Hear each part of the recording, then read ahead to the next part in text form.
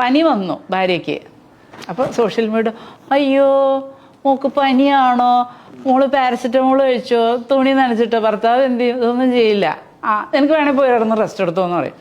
അപ്പോൾ അവിടെ എന്താ ഉണ്ടാവണേന്ന് വെച്ച് കഴിഞ്ഞാൽ ദിസ് എ കമ്പാരിസൺ. ആൾക്കാർ തമ്മിൽ ഒരു ആവശ്യമില്ലാത്തൊരു കമ്പാരിസൺ വരുവാണ്. എത്ര ആയിരക്കണക്കിന് ആൾക്കാർ ഔട്ട് ദർ ഇരിക്കുന്നത് അല്ലേ? അപ്പോൾ ഏറ്റവും ഇമ്പോർട്ടൻസ് ആണ് ഇതാണ്. അപ്പം അതുകൊണ്ടാണ് ഇപ്പോൾ ഓസ്ട്രേലിയയിൽ ആക്ച്വലി അവർ സ്ട്രോങ് ആയിട്ട് സോഷ്യൽ മീഡിയ 16 വയസ്സിന് താഴെ ബാൻ ചെയ്യാൻ പോവാണ്. അതേപോലെ മിക്ക രാജ്യങ്ങളും ചെയ്യും. നമ്മുടെ നാട്ടിൽ പേരൻസിന് അതിൻ്റെ ഇത് അറിയില്ല. നമ്മൾ going digital, going online, being connected social media കുട്ടികൾക്ക് ഭയങ്കര ചീത്ത, അഡൾട്ട്സിന് സ്ട്രെസ്സിൻ്റെ വളരെ ഇമ്പോർട്ടൻസ് ആണ്. ഒന്ന് അതാണ്.